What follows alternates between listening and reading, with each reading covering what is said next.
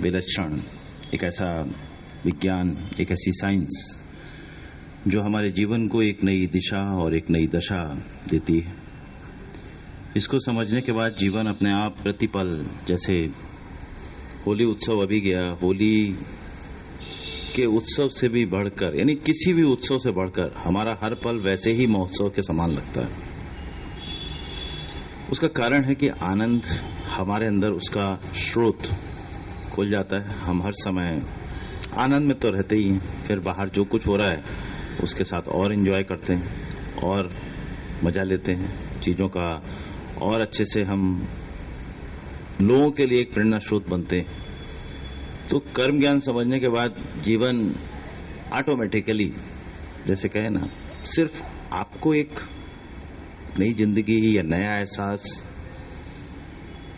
या नए क्षण नहीं देता। आपकी जीवंत जिंदगी को देखकर बहुत सारे लोग जीवन जीना सीखते। इसलिए जब सच्चे अर्थों में आप विचलन रहित अवस्था में रहोगे, आप हर समय हर्षित रहोगे, आप जीवन की विभिन्न परिस्थितियों का सामना अच्छी प्रकार से करोगे, तो वो लोगों के लिए प्रेरणा स्रोत बनेगा, लोगों के लिए एक उदाहरण स्वरूप बनेगा। इसलिए जीवन में किसी भी परिस्थिति में तनिक भी विचलित ना हो। जो लोग कर्म योग समझ गए, नहीं समझ पाए वो तो विचलित होंगे ही होंगे, लेकिन जो समझ गए हैं उनके लिए इंपॉर्टेंट है कि उस समय सिद्धांत लगाना, दैट इज वेरी इंपॉर्टेंट। जैसे आप बंदूक लेके चल रहे हो, गन टांगे हुए हो, रास्ते में जंगल में शेर आ जाए और भूल जाओ कि बंदूक हमारे कंधे पे है, और वैसे ही दौड़ने लगो, और पता चला शेर से तो तेज नहीं दौड़ पाओ, खा जाएगा शेर। वैसे ही अभी परिस्थितियां आई तो भूल ही गए कि हमें कुछ ज्ञान व्यान आता भी है, जिस जो सीख रहे हैं, तो फिर तो परिस्थिति आपको डुबो देगी। जैसे आपको स्विमिंग आती है, अक्सर एग्जाम्पल देते हैं, अब एकदम से किसी ने धक्का दे दिया स्विमिंग पूल में, नदी में, भूल गए कि हमें स्विमिंग आती है, बचाओ बचाओ चिल्लाने लगे, कोई तो आया नहीं बचाने, डूब गए। तो कोई बोलेगा साहब इसको तो स्विमिंग आती थी, डूब कैसे गया? उसको याद ही नहीं रहा कि उसे स्विमिंग आती है। तो वैसे ही जीवन में हमारे ये जो कर्म ज्ञान है, उसका आचरण भी वैसे का वैसी है। अगर हम उसको जिस समय जरूरत है उस समय इंप्लीमेंट नहीं कर रहे, तो भी वो अपना इफेक्ट नहीं देगा। शील्ड होती है, कवच वो होता है, ढाल होती है, जैसे पहले तलवार चलाते थे, ढाल होती थी, तलवार चलाने पे आगे ढाल लेके आना पड़ता है,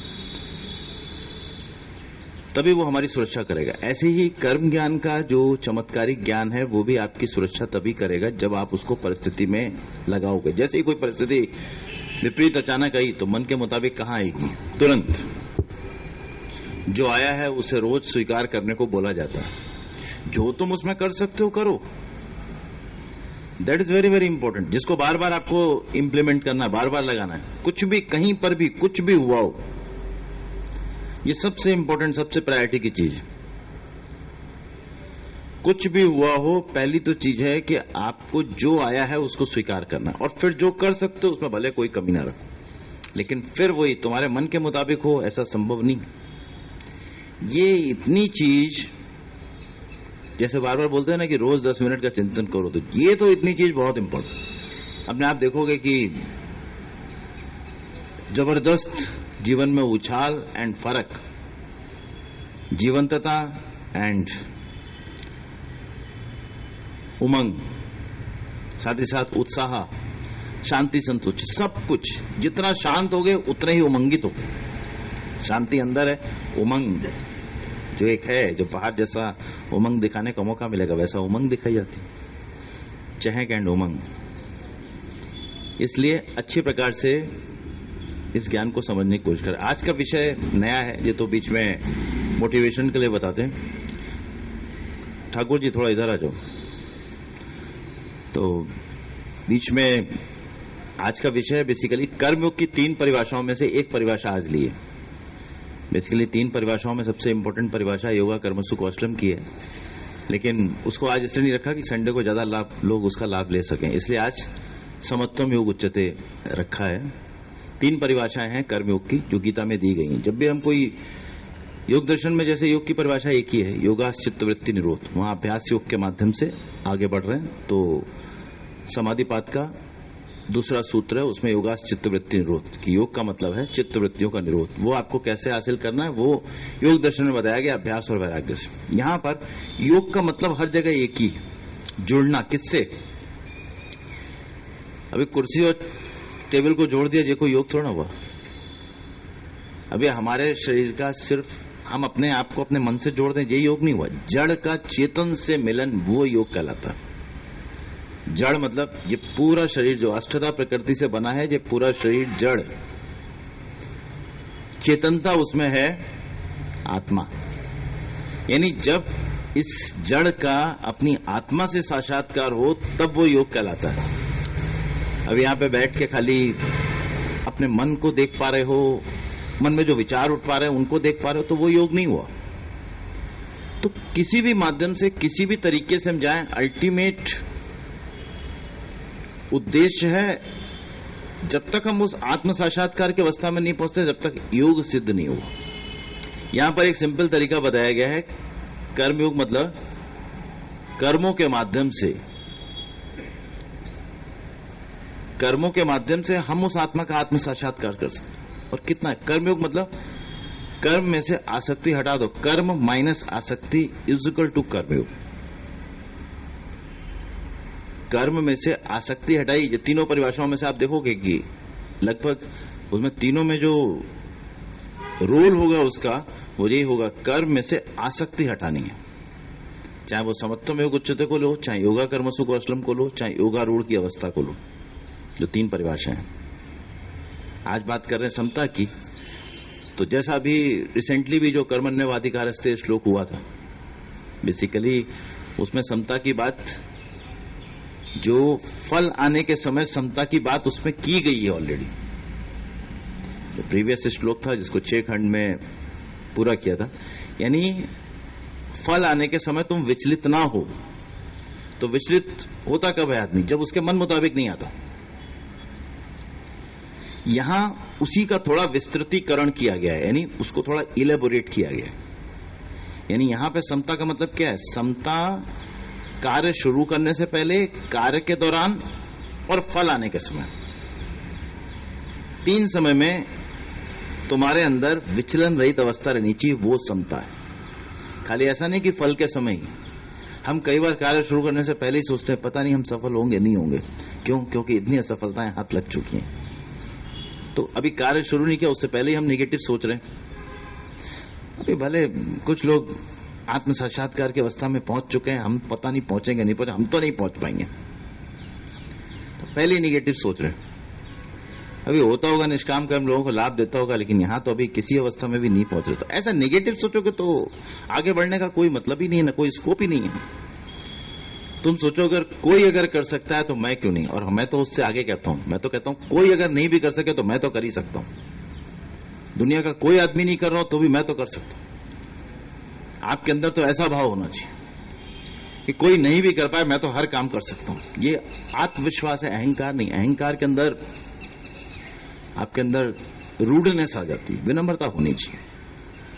बड़ों को नमन करें, छोटों से प्यार करें, प्रभु के आगे झुकें, सर्वशक्तिमान सिर्फ ईश्वर है उसको माने। जो आपको आता हो विनम्रता से सबको बताने की कोशिश करें, कुछ छिपाए नहीं। जितना आता उतना बांटोगे ना, आपके अंदर और बढ़ता जाएगा। बड़ी सिंपल सी। तो यहां समता में जो एक फल के समय विचलित नहीं हो रहे, यहां उसकी 3 अवस्थाएं आ गई। यानी समत्वम योग उच्चते, समता को योग कहा जाता है। तो पहले जब हम कार्य शुरू करते हैं, कार्य से पहले किसी कार्य की प्लानिंग करते हैं। अब प्लानिंग का मतलब ऐसा नहीं है कि 3-4 महीने से या साल भर से प्लानिंग ही कर रहे खाली। अभी कोई एग्जाम देना है, कैसे पढ़ेंगे, क्या करेंगे, कौन सी कोचिंग लेंगे, ये लें वो लें, महीने भर तक रिसर्च ही कर रहे हो, उसकी शुरुआत तो कुछ कर ही नहीं रहे। ये प्लानिंग नहीं कहलाती। प्लानिंग का मतलब है as fast as you can. ठीक है, 2 दिन का समय, 3 दिन का समय कोई चीज की प्लान करने में या कुछ चीज को जानने में, समझने में, कौन सा रूट तुम्हारे लिए सही है उसको जानने परखने में। कोई ऐसा थोड़ा ना कि महीना लगा देते हो जानने समझने में कौन से रूट से जाएं, कौन से रास्ते से जाएं। तो वैसी ही दैट इज कॉल्ड प्लानिंग किसी भी कार्य की। और प्लानिंग के बिना तो कार्य का मतलब है कुछ ध्यान में लिए नहीं तो फिर कार्य का फल नहीं मिलेगा। जो वहां पे बताया था फल पर अधिकार नहीं, विदाउट प्लानिंग अगर कार्य किया जाए तो तुमने कुछ प्लान तो किया ही नहीं है, तो करोगे क्या? मान लो कहीं भी जाते हो, कुछ आपका प्लान तो होगा ना। ऑफिस जाएंगे तो आज क्या काम करना है, क्या फाइलें करनी है, या किसी भी जगह जा रहे हैं, मान लीजिए हम कोई किसी और हैं पेड़ काटने तो अपने साथ अस्त्र लिया नहीं लिया, किसी और जगह मान लीजिए रोड बनाने के लिए जा रहे हैं वहां अस्त्र होंगे नहीं होंगे बराबर है नहीं है, कुछ अपने पास रख लें। जो जैसे प्लम्बर है अपना सारा सामान लेके आता है, इलेक्ट्रीशियन सारा सामान लेके आता है, अभी बिना सामान के चला है तो क्या करेगा? साहब आपने बुलाया था आ तो गए लेकिन बैग तो भूल गए, तो क्या बिजली के तार में हाथ डाल दोगे सीधे? क्या बैग भूल गए तो अभी ये तो कोई वो नहीं हुआ ना। प्लान का मतलब उसमें से एक भी चीज निकली भी नहीं, दैट इज कॉल्ड प्लानिंग। फिर उसके बाद उस प्लानिंग को जो आपने कार्य से रिलेटेड प्लानिंग की, जैसे मान लीजिए आप कोई फैक्ट्री खोलना, उस प्लानिंग को एग्जीक्यूट कैसे करना कार्य के दौरान। यानी अब जब काम कर रहे हो, मान लीजिए अभी शुरू कर दिया आपने अपनी कहीं फैक्ट्री निर्माण का काम, उसके बाद उसमें क्या मैन्युफैक्चर होगा क्या होगा सब चीज कर दी। अभी करने के बाद फिर सोच रहे नहीं अभी इसके रेट तो घट रहे हैं, अभी क्यों बना रहे हैं इसको? ठीक है, अगर आपको लगता है कि मतलब समय रहते तो मैं समझ में आ गया तो रोक दो, दूसरा चीज चालू कर दो, लेकिन वो किसी द्वंद्व में नहीं रहना चाहिए। बनाते हुए जा रहे फिर सोच रहे ये चलेगी तो नहीं, इसमें इतना आउटपुट तो नहीं आएगा। समता का मतलब है तुम वहां पर विचलन रहित अवस्था में रहो लेकिन पूरे जोश उत्साह से काम करते रहो। समता का मतलब ये नहीं है कि तुम्हारे अंदर क्वालिटी निखारने का कोई कदम ही नहीं बढ़ाया जा रहा। पिछली बार भी मैंने बताया था अगर कई बार हम कर्म ज्ञान को या कर्म को गलत समझते हैं और सही दिशा नहीं लेते तो हम अपने कर्मों में अच्छा आउटपुट क्रिएट नहीं करते।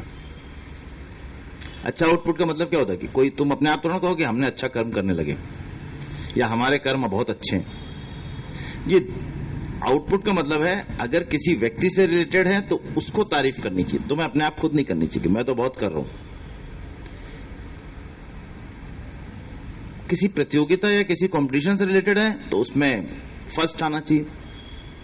कोई बिजनेस से रिलेटेड है तो उसमें आउटपुट यानी इनकम बढ़नी चाहिए।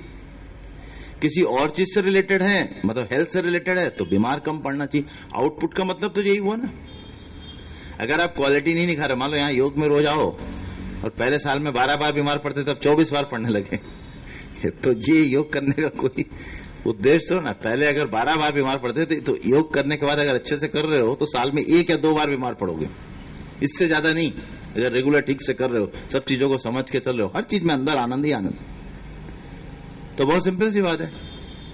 तो अगर चीजों को उस तरह से, तो यहां समता जैसे चल रहा है वैसे चलने देना समता नहीं है। समता का मतलब है हम वहां पर ना तो ख्याली पुलाव पका रहे, हा फैक्ट्री चालू होगी फिर तो क्या बात है, पहले महीने में ही शायद 1 लाख का, दूसरे महीने में 10 लाख का, तीसरे महीने में 100 लाख का, मतलब 1 करोड़ का, फिर उसके बाद 10 करोड़ का, ऐसा इनकम चालू हो जाएगा। फिर तो एक चार्टर प्लेन होगा, अपनी फैक्ट्री के ऊपर रख देंगे। पहले तो हेलीकॉप्टर से जाना पड़ेगा, प्लेन तो नहीं उड़ पाएगा वहां से। हेलीकॉप्टर से एयरपोर्ट, फिर हमारा पर्सनल एयरपोर्ट होगा। ऐसा अभी फैक्ट्री बन के तैयार नहीं हुई, ये ख्याली पुलाव पका रहे हैं। मतलब ना निगेटिव बराबर है ना पॉजिटिव बराबर, कर तो कुछ नहीं रहे उसके लिए। कुछ कैसे क्वालिटी बढ़ाई जाए, कैसे उसका डाटाबेस बनेगा, कैसे हम मैक्सिमम कस्टमर्स को सेटिस्फाइड करेंगे, कैसे हम सप्लाई करेंगे, कहां से हमारा एक्सपोर्ट होगा, वो चीजों की प्लानिंग नहीं हो रही है। कि वो चीजों को कोई किताबों में या पेपर्स पर प्लानिंग हो और उसके लिए प्रॉपर मैन पावर पहले से सेट की जाए। ये ख्याली पुलाव पकाए जा रहे हैं कि नहीं अब तो इतनी अच्छी कंपनी बनेगी तो अपने आप अब तो सब कुछ मिलने वाला, बिल गेट्स से भी आगे निकल जाएंगे। बिल गेट्स क्या चीज है? तो this is a positive form में, जैसे कहते हैं मुंगेरी लाल के हसीन सपने, एक कहावत है। या शेख चिल्ली, पहले पुरानी हिंदी में कहावत थी, शेख चिल्ली की भांति सपने देखना बैठे बैठे बस। तो ऐसे कई सारे लोग होते हैं अल्टीमेटली कर कुछ नहीं रहे, बन के भी तैयार हो गई, कोई खाका तैयार ही नहीं कि करना क्या है। कौन उसमें एचआरडी देखेगा, यानी ह्यूमन रिसोर्स डेवलपमेंट कौन देखेगा, अकाउंट कौन देखेगा, बाकी मैनेजमेंट कौन देखेगा, प्रोडक्शन कौन देखेगा, एक्सपोर्ट कौन देखेगा, ये सब प्लानिंग होती किसी भी चीज की। बताने का उसके दौरान ये है कि जब कार्य चल रहा है तो हर चीज की प्लानिंग चल रही है। अभी शादी तय कर दी, उसके बाद सीधे के शादी में फेरे ही थोड़ा लेने होते हैं। शादी से पहले बहुत सारा, क्या लड़की पहनेगी, क्या अरेंजमेंट रहेगा, कौन गेस्ट आएंगे, कहां टिकाना है, कैसे रखना है, ये सारी की सारी हर एक चीज में प्लानिंग इंपॉर्टेंट।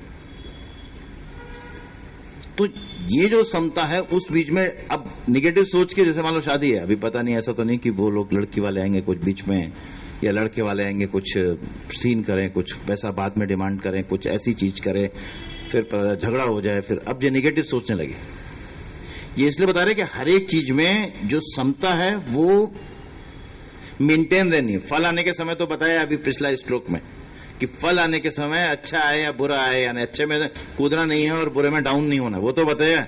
लेकिन कर्म से पहले और कर्म के दौरान समता का मतलब क्या होता है, और वो इस श्लोक में, अब इस श्लोक को देखोगे तो अपने आप मालूम पड़ेगा। इसलिए श्लोक पहले नहीं बोला, श्लोक अब बोल रहे हैं। योगस्था कुरु कर्माणि संगम त्यक्त्वा धनंजय सिद्धि असिद्धियो समो भूत्वा समत्तम योग उच्यते।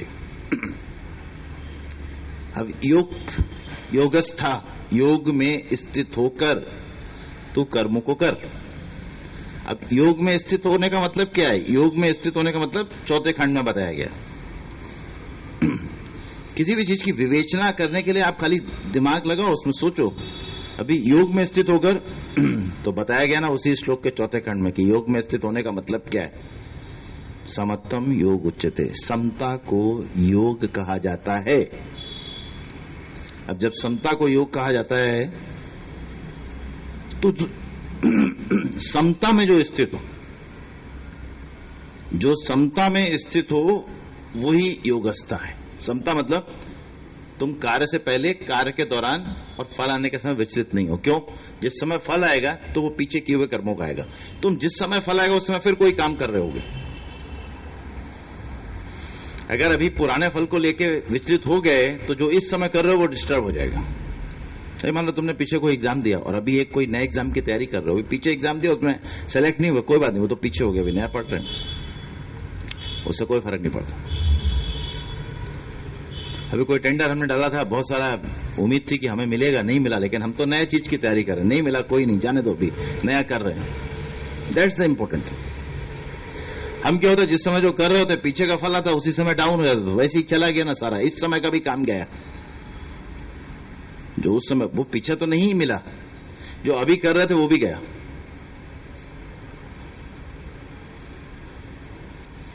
अभी जो आप कर रहे थे वो भी गया।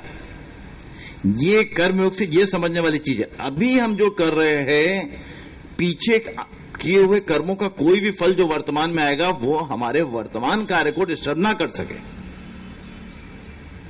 ये योगस्था का मतलब योग में स्थित होकर, नहीं समता में स्थित होकर। समता में स्थित होकर मतलब खाली ये तो ना कि जो नहीं आया आया, नहीं आया, कुछ अपने अंदर कुछ फर्क नहीं पड़ा, काम की क्वालिटी बढ़ाने की कोशिश नहीं कर रहे। ये काम की क्वालिटी तो हर दिन बढ़नी चाहिए। ज्ञान अर्जित करना चाहिए आपको अपने कार्य से रिलेटेड। जैसे कोई व्यक्ति ये कहता है ना, जी हमसे नहीं होगा, तो नहीं होगा तो फिर तुमसे कुछ नहीं होगा। मैं तो ये कहता हूं कि कोई भी काम कहा जाए तुमसे बोलो यस यस सर, मुझसे हो जाएगा, 100% हो जाएगा। तो कर पाऊंगा वो सवाल ही नहीं उठता है, वो तो 100% हो जाएगा। दुनिया का ऐसा कोई काम नहीं है जो हम कर नहीं सके। तो ये अप्रोच होती है, तो ये कर्मयोगी की अप्रोच है। अपने आप जानो, कोशिश करो। तुम्हें कभी कंप्यूटर देखा भी ना, कंप्यूटर कैसा है, तो भी खोलो कंप्यूटर कैसे खुलता है। भले एक बार उल्टा खोलोगे फिर बोलोगे स्क्रीन तो आ नहीं रही, क्योंकि स्क्रीन तो नीचे रख दी है। कोई नहीं दूसरा बताएगा स्क्रीन ये ऊपर होती है, तो उसमें क्या, फिर उसको ओपन करोगे, अपने आप मालूम पड़े किधर से ओपन होता है, कहीं ना कहीं से। फिर अपने आप जहां देखोगे, अपने कोई काम में मुश्किल नहीं है लाइफ में। जिस काम को भी तुम एक दिन बैठ जाओगे, अपने आप समझने की कोशिश करोगे, कोई भी काम हो, जो काम करना है उसकी क्वालिटी दिन प्रतिदिन बढ़ाते जाना है। ये कर्मयोग का मतलब खास सिद्धांत है या खास रूल है। तो समता का मतलब ये नहीं है कि ऐसे वैसे जैसे चल रहा है। कैसे हम खुद को सेटिस्फाई करें, कैसे हम अपने आप में जाने कि हाँ हम इंप्रूव कर रहे हैं, हमें खुद ही मालूम पड़ता है हम इंप्रूव कर रहे हैं नहीं कर रहे। कर्मयोग समझने के बाद तो हमारे अंदर हर समय जील उत्साह होना चाहिए। दूसरा, हमें ये रखना चाहिए कि हम अगर थक गए हैं तो हम अपनी शक्तियों को फिर से रिचार्ज करने के लिए रेस्ट करें। अगर हम रेस्ट किए होंगे तो अच्छी प्रकार से चार्ज कर पाएंगे। तो योग में स्थित होकर कर्मों को करो, यानी हर समय विचलित नहीं होना है। यहां समता का मतलब यह है कि विचलित नहीं होना, किसी भी समय जो भी काम कर रहे हो। संगम त्यक्त्वा आसक्ति को त्याग कर। कई बार मान लीजिए ऐसे यहां बता दिया कि जो फल है स्वीकार करना, तो ऐसा नहीं कि वो तो बोला गया स्वीकार तो करना है, सर ने बोला ना, सर ने बोला, ऐसा नहीं। तुम्हें समझ में आया है तो वो तुम्हें स्वीकार करना है। ज्ञान तुम्हें समझ में आया ना तो तुम्हें स्वीकार करना है। अभी वो किसी ने कहा ऐसा तो ना स्वीकार करना, कोई आदेश नहीं है। ये अपने आप तुम्हारे अंदर इस तरह का साइंस, विज्ञान के आधार पर डेवलप होना चाहिए कि भाई सिद्धांत ये है तो स्वीकार नहीं करेंगे तो विचलन तो हमारे अंदर होगा, डिस्टर्बेंस तो हमारे अंदर होगा। हम वर्तमान में कार्य की क्वालिटी इंप्रूव नहीं कर पाएंगे, कार्य की गुणवत्ता इंप्रूव नहीं कर पाएंगे। तो परेशानी कहां आ रही? हमारे अंदर आ रही है। तो इसलिए आसक्ति को त्यागना है। फल तो हमें वैसे भी मिलेगा, जैसा कर्म किया होगा वैसा फल मिलेगा। फिर जैसे कहा, आसक्ति खाली फलासक्ति नहीं है। जो तीसरा खंड कर्मण्यवादी का रास्ते का था, मां कर्मफल हेतु, कर्मफल का हेतु खुद को ना मानो, बताया था, डिटेल में बताया था कि कर्मफल का हेतु अपने को ना मानो। तो कर्मफल का हेतु अपने को ना मानो तो ऐसे खाली शब्द नहीं है, तुम्हारे अंदर अपने आप आना चाहिए कि अगर हम नहीं भी हेतु मानेंगे तो भी जो हमने काम किया उसका रिकॉग्निशन तो ऑटोमेटिकली हमें मिलेगा। हम उसका श्रेय लेकर क्यों अपने अंदर अहंकार बढ़ाएं? दूसरा, हम श्रेय लेकर हमें जताना किसको है? हमें जो मिला वो तो हमारा ही है। अभी आप सोचो, आपको भोजन मिला, आपने क्या क्या खाया, उससे खुशी किसको हुई? आपको।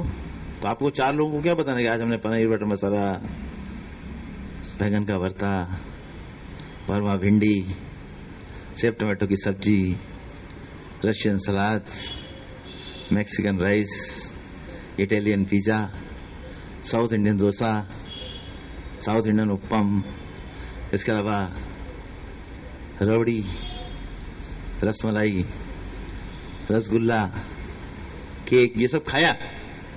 अभी किसको बताना? आपने खाया, खुशी आपको हुई, आनंद आपको मिला, जो भी पसंद की चीज थी आपको मिली। अभी दूसरे को गाने से क्या मतलब कि आज मैंने ये खाया? ये सिंपल सी बात है। अभी आपके पति ने 9 लाख का हार दिलाया तो आपको दिलाया, खुशी आपको भी। 4 लोगों को बताने की क्या जरूरत? मेरे पति ने मुझको 9 लाख का हार दिलाया, बड़ा सिंपल सी चीज। ये जो तुम अपने आप गा रहे हो ये इंडिकेट करता है कि तुम्हारे अंदर अभी कर्म ज्ञान सीख के वो अप्रोच नहीं आई है। जो हमें मिला हमें मिला है, हम पहन के जा रहे हैं, पहन के जाने के समय भी नहीं हो कि अपनी घर तो नहीं हो करें। कई लोग कुछ नया पहन के आते, कई तो सैंडल पहन के आते तो ऊपर पैर बैग बराबर करके दिखाते कि देखे ध्यान पड़े कि ये नया सैंडल है। ये अपने अंदर नहीं होना चाहिए। ये यहाँ पे आसक्ति का बता रहा है, आसक्ति को त्याग करे, यानी कर्माशक्ति फलाशक्ति दोनों को त्याग करे। तो फलाशक्ति तो अलग हो गई, फल आने के समय। कर्माशक्ति मतलब ये जो हम अपने आप को तोप समझ रहे हैं, मतलब ये जो है ये कर्माशक्ति। आत्मविश्वास दिख रहा दूसरा हो जाता है। आत्मविश्वास में सीधा सा बात है कि वो अपने अंदर एक कहावत, जीतेंगे हमारे बाजी जब खेलेंगे जी जान से। अपने अंदर कोई भी गेम में खेलना हो तो बताओ, हम तो जिस भी क्षण आगे बढ़ जाते हैं रास्ते खुद वहीं से शुरू हो जाते हैं। विनम्रता अपनी जगह है, बड़ों के सामने, साथियों के सामने, परिवार के सामने आप कुछ नहीं हो ऐसे मानकर रखो। हम कोई तोप है ऐसे नहीं। भले बाहर आप प्राइम मिनिस्टर भी हो, लेकिन घर पे अगर आपका घर है तो घर पे पूरी तरह से हेल्प कर रहे हैं, बच्चों को भी अच्छे से पढ़ा रहे हैं, सिखा रहे हैं, घर का झाड़ू पोछा बर्तन चौका भी कर रहे हैं, उतना ही विनम्र होके। मतलब ये नहीं कि हम बहुत बड़े तोप हैं। एक पद वो अपनी जगह रहता बाहर, और आप एज अ ह्यूमन बीइंग अपनी जगह हो। जो रिश्ते हैं उनके साथ वो पद जुड़ना नहीं चाहिए। मतलब आपका जो कुर्सी का जो रुतबा है वो उसके साथ नहीं आना चाहिए। तो ये वहां आसक्ति को त्यागने का बात की गई है। संगम त्यक्त्वा, मतलब अर्जुन को बोल रहे हैं, इससे धनंजय शब्द आया, आसक्ति को त्याग कर। फिर आया देखो सिद्धि असिद्धि, जो तो बताया पहले ही कि खाली सफलता नहीं, जैसे आप अक्सर बोलते हैं मक्खी यहाँ पे हो या ना हो, तुम्हारे योग का क्रम एक जैसा चलना चाहिए। अगर मक्खियों के समय तुम विचलित हो गए, बहुत मक्खी, तो फिर उसका कोई मतलब थोड़ा ना। ये तो अच्छा, मैं तो कहता हूं और मक्खियां हैं थोड़ी थोड़ी ला के भी छोड़ दिया करो यहाँ पे, कि जितना हम विपरीत परिस्थितियों से विचलित नहीं होंगे जो हमें और मजबूत कर रही हैं सारे राजकोट की मक्खियां यहीं आ जाए, तो सारे मच्छर भी यहीं आ जाए जितना आपको योग में कोई डिस्टर्ब करे और आप डिस्टर्ब ना हो, वैसे चेहरे पर वैसी मुस्कान। कई लोग कहते बाहर से शोर जा रहा है, मुझे तो शोर कहीं सुनाई नहीं देता कभी। अभी तुम्हारा ध्यान शोर में होगा तो शोर सुनाई देगा, तुम्हारा ध्यान अपने अंदर के आनंद में तो तुम्हें वो दिखाई देगा। भले बाहर और बैंड बाजे वाले आए चारों तरफ से बजाएं। वो कहते हैं मेले में भी अकेला, कितना ही शोरगुल हो, आपका अंदर का आनंद तो बाहर के आनंद में आपको कहां, अब बाहर फोकस ही नहीं कर। हमें जो चीज को फोकस ही नहीं करना उसको क्या मतलब। अभी कोई फ्री में शराब पिला तो पी लोगे क्या? बड़ी सिंपल सी बात है। वैसा ना फ्री में पिलाई तो पी ली, देख लिया चक्कर, देखना है नहीं देखने का। जो चीज अपना कॉन्सेप्ट शुड बी क्लियर। तो यहां पर जो सिद्धि असिद्धि की बात की गई, यानी कि मतलब सफलता असफलता, सुख दुख, लाभ हानि, जय पराजय, यश अपयश, मान अपमान। अभी क्या मान में तो सब कुछ, जरा सा किसी को कोई गलत बात कोई बोले तो अपने आप तुरंत आग बबूला हो जाते हैं, गुस्सा तुरंत हो जाए। किसी ने बोला, उसके बोलने से वो चीज चिपक थोड़ा ना गई तुम्हारा, तुम वैसे हो थोड़ा ना गया, तुम हो नहीं तो तुम्हें उससे क्या मतलब, बोलने दो उसको बोलने दो। आपके सामने आके कुछ बीच में कह रहा है तो जैसे होता है, अभी गाड़ी को कोई तोड़ने की कोशिश कर, बोला तोड़ देंगे, अच्छा ठीक है तोड़ देना, जब तोड़े तो लगा दो एक उसके तुरंत। तोड़ा तो नहीं, जब तोड़े ऐसे ही आपके मान सम्मान को सामने कोई ठेस पहुंचाए, सामने आपको खराब कर रहा है, तो एक डरने का भी नहीं है और किस चीज में एक डिस्टर्ब भी नहीं होना अंदर से, डिस्टर्बेंस रहित अवस्था, ये समता गलत थी। उसी को बाद में कहा गया समत्तम योग उच्चते। अब सोचो अगर डिस्टर्बेंस रहित अवस्था आएगी, यानी द्वंद्व रहित, अब उसका नया शब्द आया, समता का शब्द नया आया, द्वंद्व रहित। कई बार आप देखते हो कई श्लोकों में द्वंद्व रहित आता है, जैसे कर्मयोगी के लक्षण है निर्माण मोहा चित्संग दोषाध्यात्म नित्या विनिवृत्त कामा द्वंद्व विमुक्ता, वहां पे आया। तो ये जो द्वंद्व रहित आता है, ये ऐसे कई द्वंद्व रहित कई बार कई जगह आएगा शब्द। समता का आउटपुट है, यानी अभी तुम रहने लगे या नहीं रहने लगे तुम्हें पता कैसे लगेगा, तुम्हारे अंदर द्वंद्व नहीं होगा। फिर से तुम अपने आप को जानो कैसे हम समता में हैं या नहीं है। ये तो बताया कि समता में रह के कर्म को करो, तो मैंने बता दिया कि कर्म शुरू करने से पहले, कर्म के दौरान और कर्म के बाद, यानी फल आने के समय। कर्म के बाद का मतलब हुआ फल आने के समय, कर्म के बाद समता का मतलब हुआ फल आने के समय। जिस दौरान कर्म कर रहे हो वो कर्म के दौरान। कभी बार हम कुछ चीजों की प्लानिंग करते हैं, जैसे मान लीजिए अभी बच्चा भी जस्ट पैदा हुआ तो उसकी शादी की प्लानिंग अभी थोड़ा ना कर देंगे, लेकिन हाँ दिमाग में था हाँ लड़का है ऐसी शादी करेंगे, 20-25 साल बाद की प्लानिंग। अब रोज थोड़ा वही करते रहेंगे, एक दिन का लड़का हो गया ऐसी शादी करेंगे, अभी 2 दिन का हो गया लड़का, ये तो नहीं करेंगे ना। अगर दिमाग में आया लड़का हुआ तो हाँ ऐसे करेंगे। जो अपने ख्वाब थे वो एक जगह लिख के पेपर पे रख दिए, अब रोज नहीं उनको देखना है, वो पेपर पे लिख के रख दिए। अब जब शादी का समय आएगा तो वो निकालेंगे पेपर, जो बीच बीच में याद आएगा उसमें लिखते जाएंगे। बस अपने को वो दिमाग में नहीं रखना है। हाँ फिर भले तुम्हारे अंदर अभी आज के समय में है, तुम सोचो कि 2 प्लेन में शादी करेंगे, एक में लड़का जा रहा होगा एक में लड़की जा रही होगी, दोनों प्लेन नजदीक नजदीक आएंगे, दोनों इधर से जयमाल डालेंगे। मतलब जैसी भी तुम्हें अपनी प्लानिंग करनी हो, जो तुम्हारे मन में चल रहा हो तुम्हें उसको इम्प्लीमेंट करना हो, लेकिन वो अभी पैदा हुए बच्चे में रोज तो ना वो सोचने का। यहाँ समता का मतलब ये बता रहे कि जो रोज तुम उस चीज को सोचते रहते हो या विचारते रहते हो, वो तुम्हारे वर्तमान को कहीं ना कहीं डिस्टर्ब करता है। जो खास बात बता रहे हैं, तुम्हें ऐसा लगता है कि तुम भूल नहीं जाओ इसलिए रोज करो, तो लिख दो ना एक डायरी में, और ये डायरी में लिख दो कि ये उस समय पे ये देखा जाएगा कि हाँ जो जो चीज इसमें ऐड करिए वो करते हैं। जैसे कोई भी काम होता है, यहाँ पे आप लोगों ने देखा होगा जो लोग स्थापना दिवस में ऑफिस वर्क में रहते हैं उनको पता होगा कितने सारे काम रहते हैं, वो पूरे साल के काम पूरे साल में नोट होते रहते हैं, और जिस समय स्थापना दिवस का काम आता है तब वो चीजें अपने आप निकलती हैं कि हाँ ये चीज करनी है। वैसा तो ना पूरे दिन वही सोचते रहते कि खाली वही काम है और काम नहीं है क्या। तो हर चीज में कितने सारे अपने रोल होते हैं, अपने योग कर्मयोग मंदिर के प्रति अलग जिम्मेदारी, घर के प्रति अलग जिम्मेदारी, जहां हॉस्पिटल में उसके प्रति अलग जिम्मेदारी, अपने माता पिता और अपने बाकी जो जिम्मेदारियां हैं सुधर्म रूपी उसके प्रति अलग जिम्मेदारी। तो सब जिम्मेदारियों को आपको अच्छी प्रकार से निर्वहन करना होता है, लेकिन सभी जिम्मेदारियों को अच्छी प्रकार से निर्वहन करते हुए हम आत्मिक आनंद की अवस्था में भी रहते हैं। ये कर्मयोग का जादू है। जैसा कहा ना, स्वयं स्वयं कर्मण्य निवृत्ता। अभी सिंपल सी चीज आई कि अभी समता में भी होगे तो योग, मतलब अब तुम्हारे अंदर द्वंद्व नहीं है, तुम्हारे मन में कुछ डिस्टर्बेंस नहीं है, तो मन में विचार कहां से आएंगे? तुम समता में हो तो भी तुमने अपने आप इनडायरेक्टली उस अवस्था को प्राप्त करो जब तुम मन में निर्विचार, यानी जैसे चित्तवृत्ति निरोध है वैसी ही अवस्था, यानी जब अंदर मन में कुछ विचार नहीं होंगे। तो जब मन में विचार नहीं है तो पीछे बुद्धि कोई प्रतिक्रिया नहीं दे रही, जब बुद्धि कोई प्रतिक्रिया नहीं दे रही, दोनों शांत बैठे हैं, तो अब जो उसके पीछे है आत्मा, उसका प्रतिबिंब अपने आप मन पर आने लगेगा।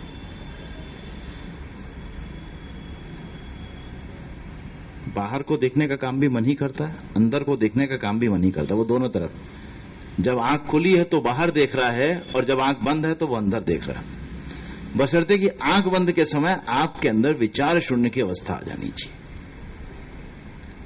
विचार शून्य की अवस्था आई तो वैसे ही आत्मा का प्रतिबिंब मन के ऊपर तुरंत आप ग्लो करने लगोगे, तुरंत अपने अंदर से। ऐसे ऐसे नहीं पता, लेकिन जब थोड़ा ध्यान में जाते तो अपने आप ये चेहरा अपने आप ग्लो करने के बाद अपने आप एक अलग सी अवस्था आ जाती है। देख के ही मालूम पड़ जाएगा व्यक्ति अपने आप टोटली ध्यान और समाधि में चला गया, और खुद भी आप फील करोगे अपने आप एक अलग स्थान में। तो यहां पर भी वही उसी की बात की गई। योग मतलब कुछ अलग नहीं है, योग है वही। आसक्ति को निकाल दोगे तो कर्म करते करते भी जब आसक्ति निकल गई तो विचलन नहीं होगा, और जब विचलन नहीं होगा तो वो समता आ गई। जब समता आ गई तो उसका आउटपुट अपने आप आत्मिक साक्षात्कार खुद ब खुद आएगा। कहते हैं ना, कोई एक चीज भी पकड़ो ना, तो कोई भी एक चीज पकड़ो, भी देखोगे हर चीज से किसी भी तरीके से पकड़ोगे, आगे जो आउटपुट आएगा तुम्हें जो सरल लगे वो रास्ता देखो, लेकिन तुम्हारे अंदर अपने आप चेंज आएगा। तुम जैसे चल रहे हो वैसे ही चलते रहने से नहीं मिलेगा। तुम पहले ये तो समझो कि हम समता में हैं कि नहीं है।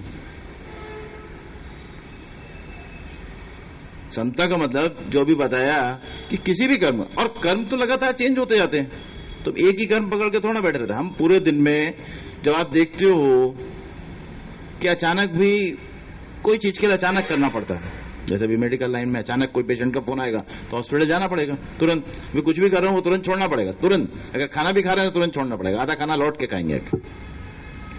कोई सीरियस पेशेंट है जैसे ना खाना पूरा करके जाते हैं, वो आपका सुधर्म नहीं हुआ। ऐसे अगर किसी ने पुकारा, अभी कोई पिक्चर देखने लोग पुकार रहा है, देखो अभी अचानक तो नहीं जा सकते, घर पे बहुत सारी जिम्मेदारियां हैं, पहले से बताया नहीं। अभी कोई बोले एकदम से बीमार, मुझे अस्पताल जाना है और मैं वहां पे जा रहा हूं, तुम पहुंचो तुरंत, तो अभी तो खाना पीना जो भी खा रहे हो छोड़ के जाएंगे ना फटाफट। फिर एक आध बिस्किट का पैकेट डाल लेंगे, चलो रास्ते में कार से जब तक वहां पहुंचते खाते जाएंगे। वहां पहुंच के कुछ काम तो करना होगा, एनर्जी का तो अपने आप करना है ना। अभी ऐसी भी बदहवासी में क्या निकले कि अभी भूख तो लगी थी, खाने जा रहे थे, अभी खाना तो खाया नहीं, और वैसे ही कमजोरी खा के वो तो एक बेड पे, तुम दूसरे बेड पे, चक्कर खा के वहां गिर गए। एक बार बड़ी मजे की बात, एक व्यक्ति ब्लड देने गया। अभी ब्लड लेने के लिए उसने खाली सुई लगाई और बेहोश हो गया, तो ब्लड देखो तो नहीं आया, 2 बोतल ब्लड चढ़वा के। तो ऐसी तुम गए थे मदद में, तुम्हें उल्टा उसके जो घर के रिलेटिव आए थे उनको तुम्हारी मदद करनी पड़ी। किस लिए? कि तुमने अपने कार्य की गुणवत्ता बराबर नहीं रखी। तुम्हें खा पी के खाना पीने के लिए रुकना नहीं, लेकिन तुम्हें इतनी बुद्धि तो होना चाहिए कि तुम्हारे पास बिस्किट का पैकेट नहीं तो रास्ते से ले लो, पानी की बोतल ले लो, 2 चीजें तो ले लो कम से कम, साथ में जो प्यास लगी और खाना खाना है, इतना तो काम चल जाएगा। तो ये सारी चीज समझने की होती। तो समता का मतलब है कि हम बिना विचलन रहित अवस्था के अपने कार्यों को अच्छी प्रकार से करें, ना तो हम फल आने के समय विचलित हों और ना कार्य के दौरान किसी तरह की आशंका से ग्रस्त हों। तो ये समत्व में गुच्छते आज कर्मयोग की एक परिभाषा बताई। संडे को दूसरी परिभाषा योगा कर्म सुकौशलम, जो बहुत इंपॉर्टेंट है, यानी बहुत सिंपल है, बहुत साधारण जन के लिए सरलतम तरीके से कैसे आप योग की अवस्था में पहुंच सकते हो, वो इसलिए उसको संडे का रखा। नहीं तो फर्स्ट योगा कर्मसु कौशलम ही लेते हैं, लेकिन चेंज इसीलिए किया। तो इसलिए कर्म ज्ञान को अच्छे से समझते रहें और हर समय मस्त रहें। धन्यवाद, नमस्कार।